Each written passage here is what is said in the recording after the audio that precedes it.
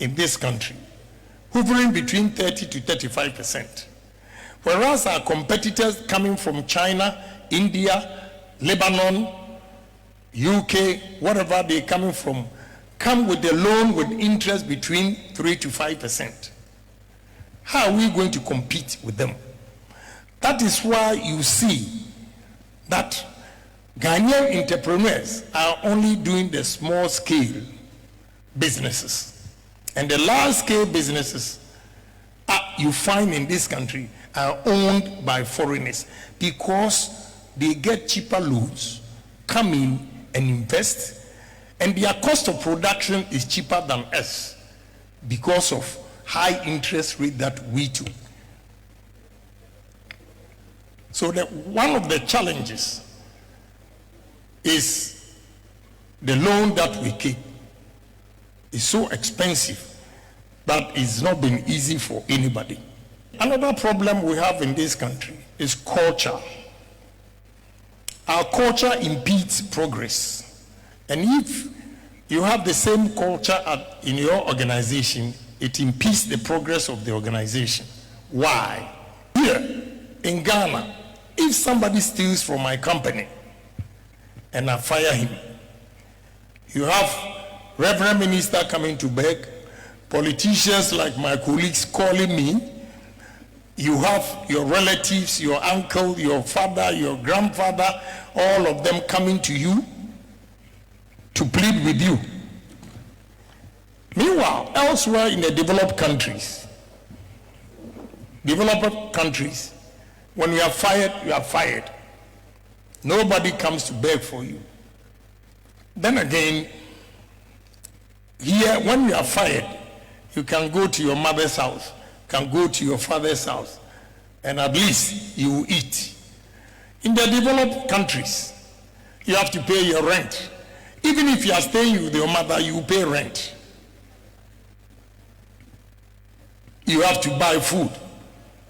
You have to take care of yourself. And if you lose your job, there is no pastor coming to beg. There is no uncle coming to beg. There is no politician coming to beg. That is why the systems are working elsewhere and it is not working here.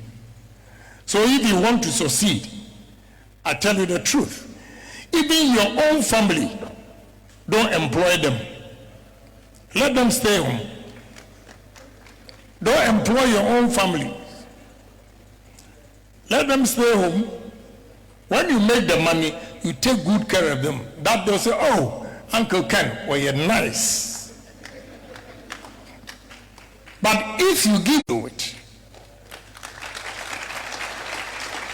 I've done, study it and challenge yourself that if Agyapong, you are fortunate to be in the university at the age of 22, 23. I went to Fordham University at the age of 33. After hawking on the street, washing plates in Germany, driving taxi and working at the bakery in America, I decided to go to university. And here we are today. So say to yourself, if Agyapong has done it, I can do it too.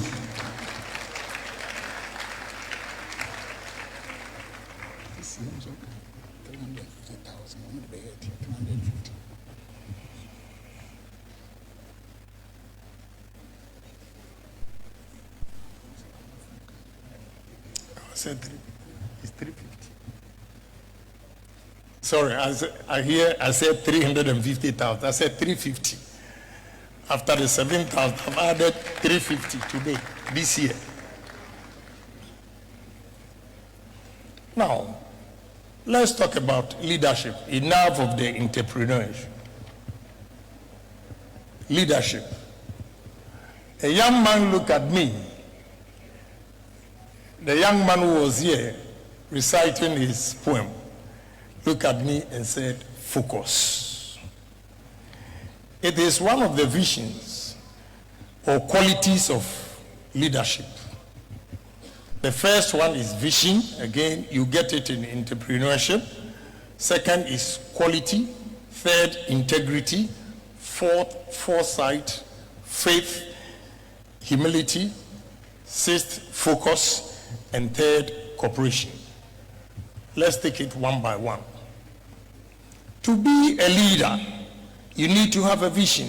You need to have a dream.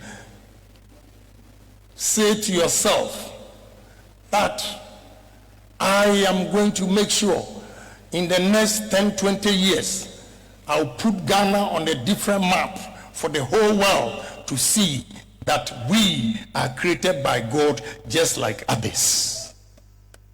You have the vision. Challenge yourself. I never knew I was going to get to this point in life. But I had always said to myself, I'll be a millionaire at the age of 40. That boy from a poor village, I was a millionaire at the age of 36. So I had a vision, I had a dream that one day I'm going to be somebody. The same way a leader who is leading a country, who is leading an organization should have a dream and a vision what he's going to do for his country. And I have a vision, I have a dream. As a businessman, as an entrepreneur, young men and women here, vote for me to come to power, and you see how you need to challenge yourself as a leader when you are leading people, when you are leading a country. That look, what is the problem my country is facing? I'm here as a Ghanaian, and on top of my head, I can tell you the challenge Ghanaians are facing, especially the youth of this country. When we have over 100,000 students coming out of every year, you have only 10% getting jobs. What happens to the 90%? You need a leader who is creative, a leader who is bold and courageous to say that, look, enough is enough. Let us change the status quo and change the narrative.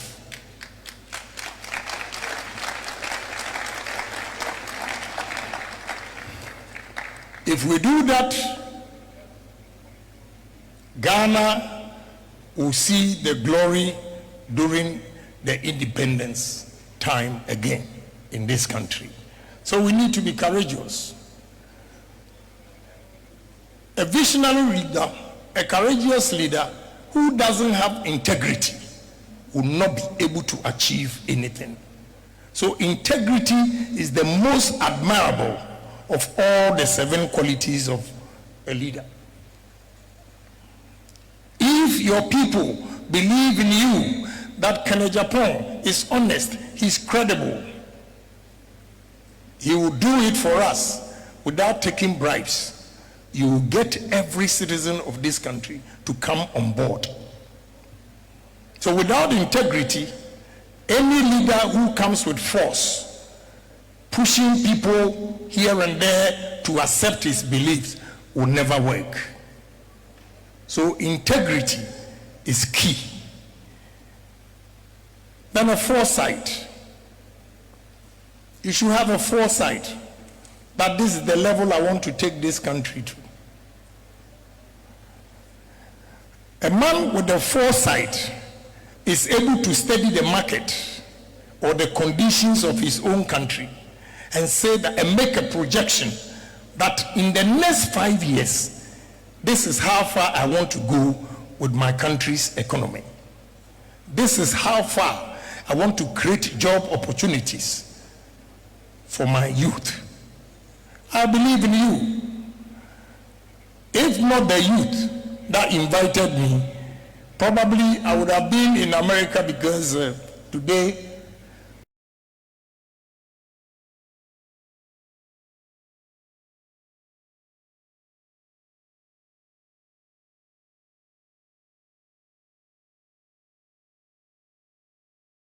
distraction.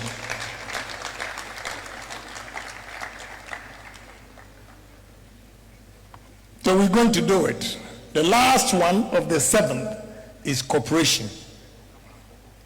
The cooperation is when you bring everybody together and they help you to achieve it. What I always refer to the cooperation is what we call in economics, I have my former deputy finance minister here, the 80-20 rules.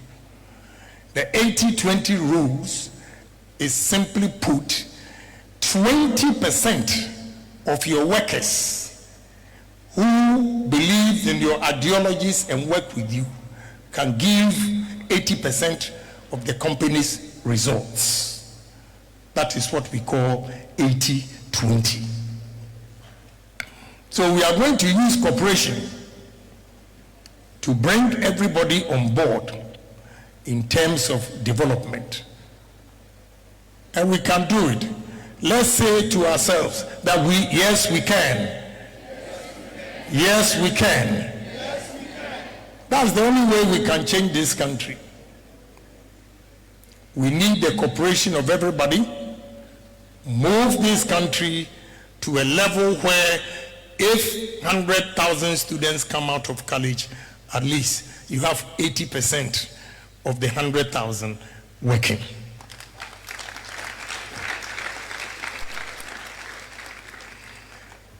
And those of you who have chosen to be here to listen to me, you are going to be the future entrepreneurs of this country.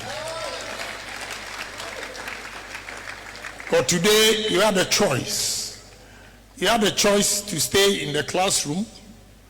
You had a choice to do any other thing, but you chose to be here to listen to who entrepreneur is and who is the leader. Clap for yourself.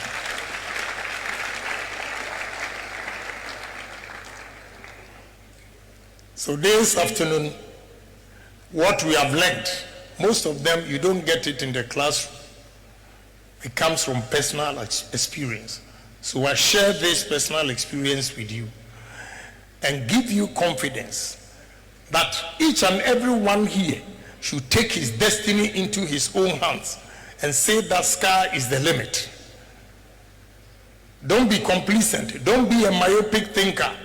Don't be complacent and think everything that you have is enough for you.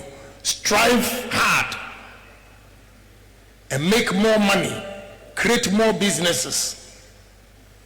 That makes you a better person in society than anybody who did not come here to listen to this message.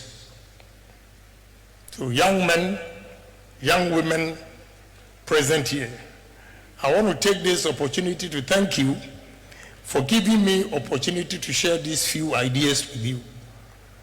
And I know we are not going to get everybody to come on board to be an entrepreneur, but even if we get 10 out of the crowd gathered here, we've made an inroad. And definitely one day we'll benefit from you. So say to yourself, if Kenagyapong has done it, I am also going to do it. And I can do it even better than Kenagyapong. Thank you very much. God bless all of you.